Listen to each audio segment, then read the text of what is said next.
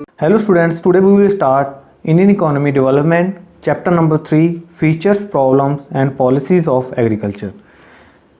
Agriculture के क्या features होंगे, क्या पॉलिसीज़ होंगी, क्या प्रॉब्लम्स आएंगे एग्रीकल्चर के, उसके बारे में इस वीडियो में हम डिटेल में बात करेंगे। चलिए स्टूडेंट्स शुरू करते हैं। सबसे पहला हमारा टॉपिक है importance of agriculture in the Indian economy. Indian economy में क्या इंपॉर्टेंस है एग्रीकल्चर की।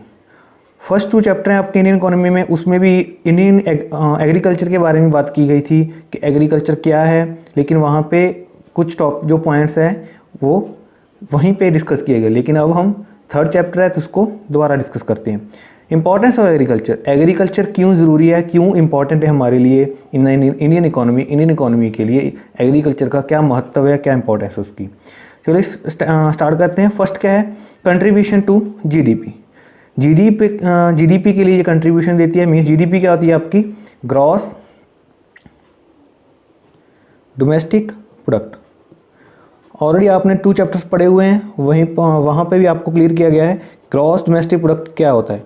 तो मीन्स टोटल हमारे इंडिया में कितनी ग्रॉस डोमेस्टिक, कितना प्रोडक्शन हो रही है हमारी डोमेस्टिक में, हमारी कंट्री में। ठीक है, कंट्रीब्यूशन टू जीडीपी। एग्रीकल्चर क्या है, एग्रीकल्चर इंपॉर्टेंस है जीडीपी में कंट्रीब्यूट करने के लिए।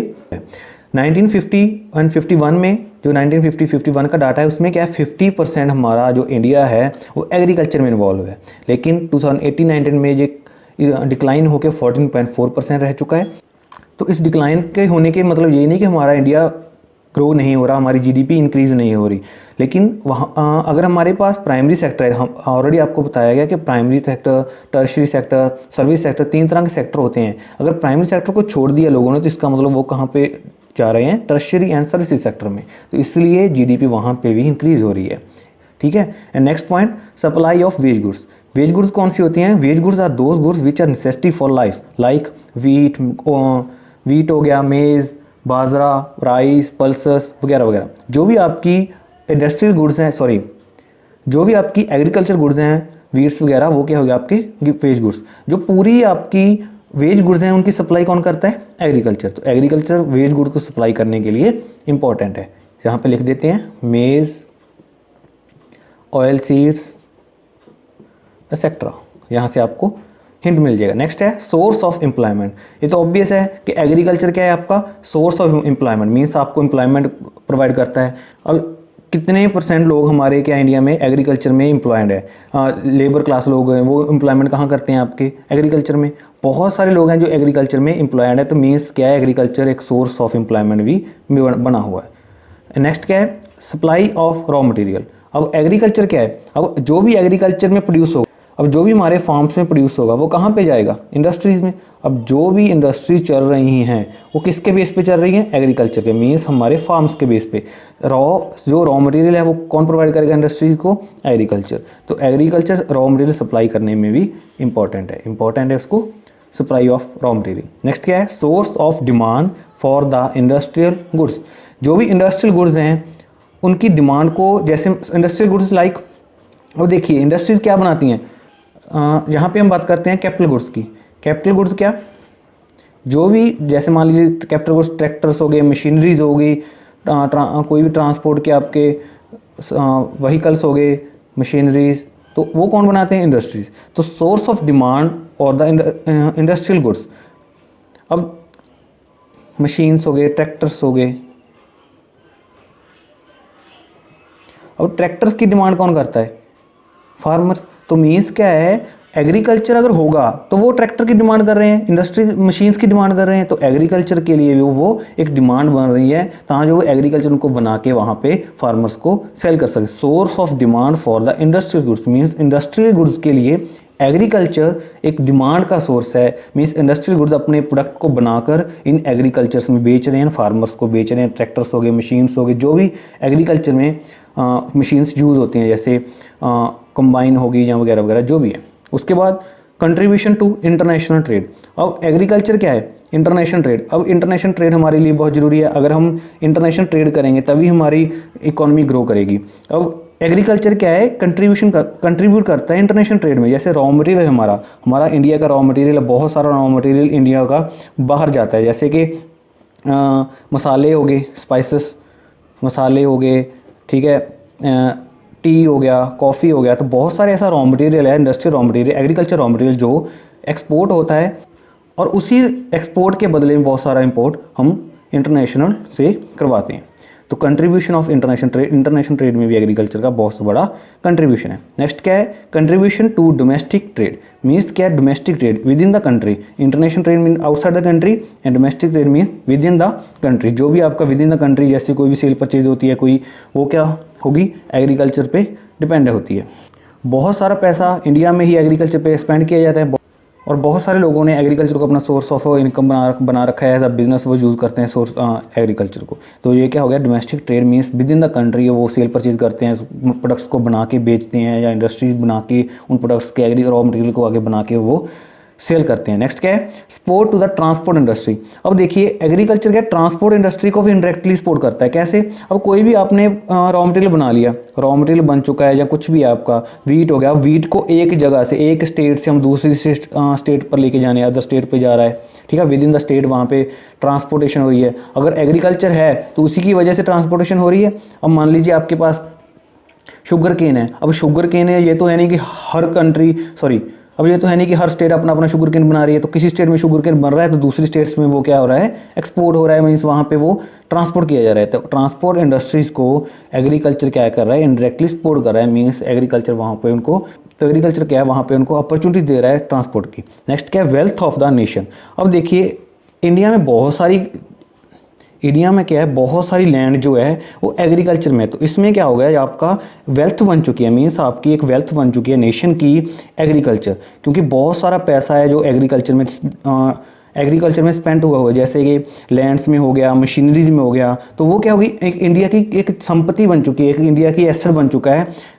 तो हम जहाँ पे कह सकते हैं कि इंडिया के पास फिक्स एसेट हैं, जैसे कि लैंड हो गया, मशीनरीज होगी वगैरह वगैरह।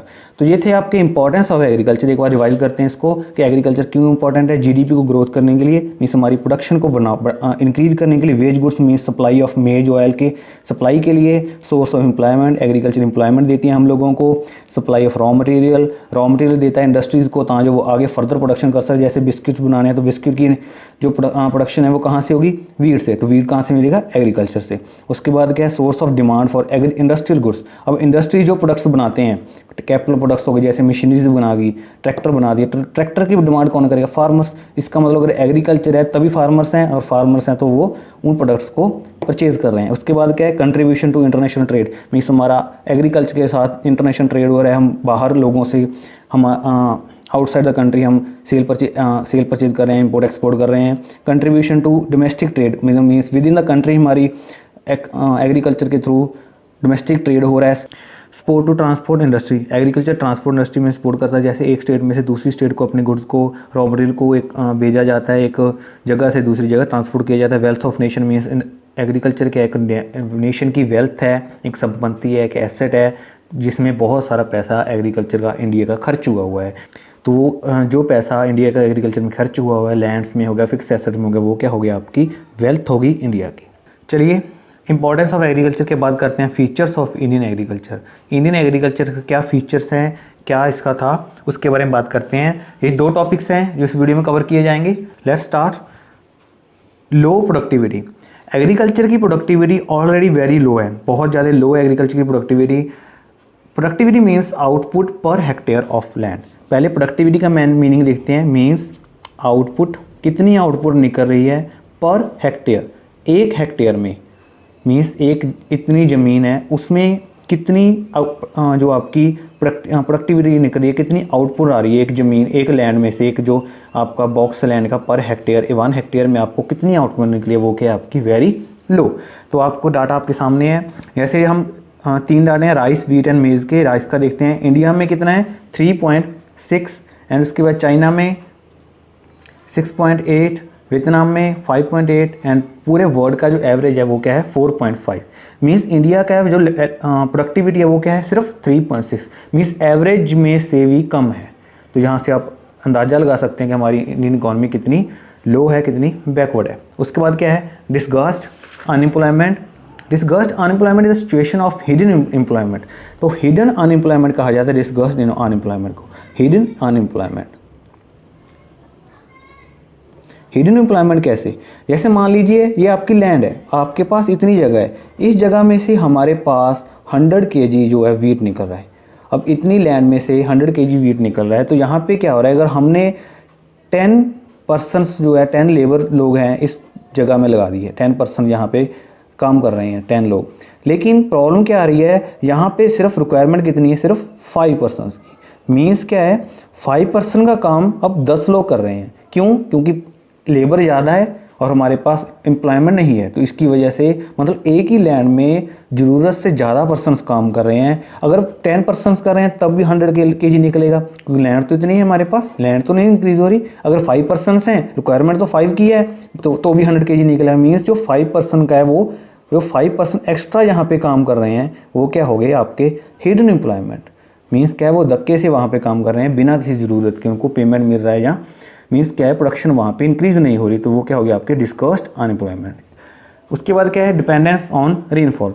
जो इंडियन एग्रीकल्चर है पूरे का पूरा रेनफॉल पे डिपेंड है, वहाँ पे कोई इरीगेशन की फैसिलिटीज़ नहीं है, सारा जो आपका एग्रीकल्चर है वो रेनफॉल्स पे डिपेंड है। Agriculture in India heavily depend on rainfall, accordingly crop production is highly uncertain. तो रेनफॉल क्या है हमारी, अनसर्टन, मीन्स वहाँ पे कोई सर्टनिटी नहीं है कि रेनफॉल कब होगी और कब हमारी प्रोडक्शन अच्छी होगी या ख़त्म होगी। वो किस पे डिपेंड करता है, आपके नेचर पे। उसके बाद क्या है, सब्सिस्टेंस फार्मिंग। सब्सिस्टेंस फार्मिंग क्या होती है आपकी, वो फार्मिंग करनी जिसमें सिर्फ आपका ही गुजारा हो, मीन्स आपको सिर्फ फूड, क्लॉथ एंड शेल्टर, ये तीनों चीज़ें ही मिले, इसके बाद आप इसके अलावा आपको ना कुछ सोचें ना आपको ये फार्मिंग दे सकती है। मीन्स क्या, सिर्फ आपकी नेसेसिटीज़ को ही कंप्लीट कर रहे हैं, उसके बाद आप नहीं निकल रहे, इन नेसेसिटीज़ में ही जकड़ के रह गए, इसके बाद नहीं निकल रहे। मीन्स सब्सिस्टेंस फार्मिंग है आपकी, फूड, क्लॉथ और शेल्टर को ही आपको, वो फूड ही आपको 2 वक्त की आपको सिर्फ रोटी ही प्रोवाइड कर रही है, नथिंग एल्स। उसके बाद लैक, 5th पॉइंट क्या है, लैक ऑफ मॉडर्न इनपुट्स। जो एग्रीकल्चर वो क्या है, वहाँ पे लैक है modern inputs. Modern inputs means वहाँ पे सीड्स नहीं है आपके पास, जो फर्टिलाइजर सीड्स होते हैं, जो हाई वैरायटी सीड्स होते हैं वो नहीं है आपके पास, ना तो आपके पास मशीन्स हैं। मीन्स मॉडर्न इनपुट्स का आपके पास क्या है, लैक है, वहाँ पे कमी है। नेक्स्ट क्या है, स्मॉल होल्डिंग्स। जो आपकी होल्डिंग्स है, होल्डिंग्स मीन जो आपकी ज़मीन है वो स्मॉल है, वेरी स्मॉल ज़मीन। जैसे थोड़ी सी ज़मीन एक पर्सन को मिली हुई है, एक छोटा सा हिस्सा, तो उस हिस्से में, एक उस छोटे से पार्ट में वो ना तो कुछ कर सकता है, ना ही को अपने मशीन को खरीद सकता है, ना ही को ज़्यादा पैसा अपने फिक्स एसेट में डाल सकता है, ना तो वो वहाँ पे ट्रैक्टर्स वगैरह को यूज़ कर सकता है, क्योंकि होल्डिंग्स क्या है, वेरी स्मॉल। अब होल्डिंग्स स्मॉल है तो वहाँ पे आउटपुट प्रोडक्शन इतनी नहीं होती। लैंडलॉर्ड टेनेंट कन्फ्लिक्ट्स, मीन्स क्या, लैंडलॉर्ड क्या है, जो मालिक है, टेनेंट्स जो किराएदार है, उनमें कन्फ्लिक्ट्स हो रहे हैं, वहाँ पे झगड़े हो रहे हैं, उनमें डाउट्स नहीं कर रहे हैं। क्यों? क्योंकि जो लैंडलॉर्ड है वो तो खुद काम कर नहीं रहा, टेनेंट्स काम कर रहे हैं। अब टेनेंट्स काम कर रहे हैं, काम करने के बाद जो सारी कमाई है वो कहाँ पे जा रही है, लैंडलॉर्ड्स के बाद। वहाँ पे क्या हो गया, कन्फ्लिक्ट्स हो रहे हैं। अब कन्फ्लिक्ट्स हो रहे हैं तो एग्रीकल्चर हमारा नीचे को जा रहा है। उसके बाद क्या है, परमिटिव टेक्नोलॉजी।